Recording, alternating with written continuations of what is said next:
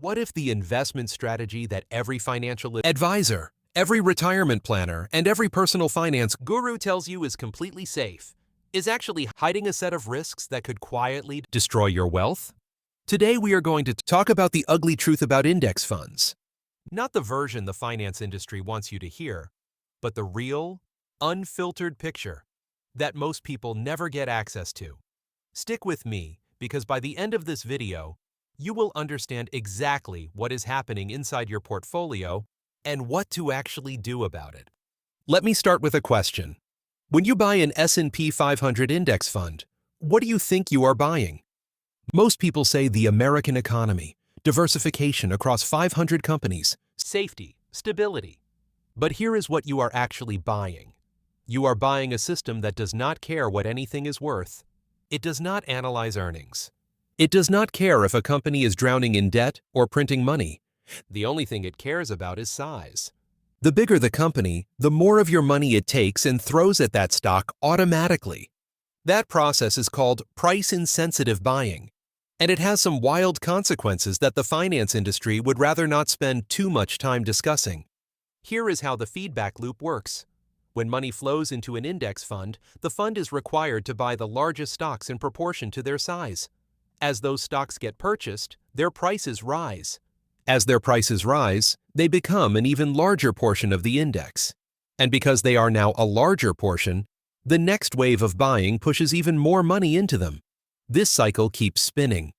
Critics argue that this has created a situation where the biggest stocks in the market, your Apples, your Microsofts, your Nvidias, are not necessarily expensive because of their actual business performance. They are expensive partly because of this mechanical, relentless buying pressure. When you look at the numbers, roughly 30% of every dollar in the S&P 500 is concentrated in just the top 10 companies. So when you feel like you own 500 companies and your money is diversified, the reality is you are making a massive concentrated bet on a handful of tech giants. That is not the diversification story you were sold. Now, before you panic and start converting everything to cash or precious metals, hold on. Because here is where the story gets more nuanced. The critics of passive investing often make an argument that sounds compelling until you actually look at how prices are set. The key insight is that owning stocks and trading stocks are two completely different things. Price is not determined by who holds shares. Price is determined by who is actively buying and selling at any given moment. And passive funds, by their very nature, trade very rarely. The entities that actually move prices from minute to minute are active traders, hedge funds, and institutional money managers. Those players are watching every earnings report, every Fed statement, every macro signal. If a passive fund's mechanical buying pushes a stock to an absurd valuation, smart active money will bet against it and force prices back toward reality. As long as a sufficient pool of active capital exists, markets retain their ability to correct pricing mistakes. And today, there are still trillions of dollars in active money functioning exactly as that correction mechanism. So the market is not completely broken. But that does not mean you can just close your eyes and relax. Because even if the pure bubble theory is overblown, the structural fragility that index fund dominance has created is very real. There are two specific dangers you need to understand right now. The first is concentration risk. You already know the top 10 holdings dominate the index. But think about what that actually means during a sector downturn. If tech faces serious regulatory headwinds, or if the AI boom cools off faster than expected, your so-called diversified index fund will crater. Not because the whole economy fell apart, but because you were never as diversified as you thought. We watched this play out painfully in 2000 and again in 2022. The second risk is what happens during a mass exit. When markets panic and everyone rushes to sell their index funds simultaneously, the algorithm does not think. It does not say this stock is too cheap to sell. It just dumps everything mechanically at whatever price it can get. This can trigger flash crashes and violent drops that have nothing to do with the underlying value of the businesses being sold. Long-term investors may survive that, but anyone who panics and sells at the bottom will lock in devastating losses. Now here is the part that I really want you to sit with.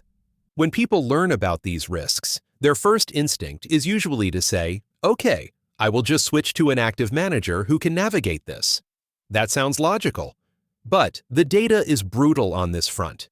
Most active managers do not protect you during crashes. They face the same emotional pressure their clients do. And a shocking number of them are what insiders call closet indexers, managers who charge premium fees but end up owning many of the same overpriced mega-cap stocks as your cheap passive fund. History is very clear that trying to time your way out of a market bubble costs most people far more than simply riding through it. So what is the actual smart move? It comes down to 3 practical adjustments you can make right now without abandoning the core benefits of passive investing. First, stop treating the S&P 500 as the only index worth owning. International markets in Europe, Japan, and emerging economies carry significantly lower valuations and far less concentration in technology. Shifting toward a total world market fund keeps your costs low and your approach passive, but immediately dilutes the extreme tech concentration that creates so much of the bubble risk. Second, consider tilting a portion of your portfolio toward value and small cap funds. These are funds that select stocks based on business fundamentals rather than market size. If large cap tech takes a serious hit, historically cheaper value stocks often hold up better or attract capital that rotates out of the falling giants. This is not stock picking. It is still a rules-based, low-cost strategy. It just follows different rules than cap weighting. Third, and this is the boring one that actually saves people during crashes, get your asset allocation right. If a significant market drop would force you to sell stocks to pay your bills, you do not have enough in stable assets like bonds or cash. The real danger of any market bubble is not that prices fall. Prices have always fallen and always recovered. The real danger is that you panic at the worst moment and sell at the bottom. Having a proper allocation to non-stock assets is not just a financial strategy. It is a psychological shield. Here is the math that ties all of this together, and it is the piece the finance industry hopes you never fully internalize. Investing, before you account for costs, is essentially a zero-sum game. Every dollar of outperformance that goes to one investor must come from another. But once you layer in management fees, the average active investor has to fall behind the average passive investor. That is not an opinion. That is arithmetic.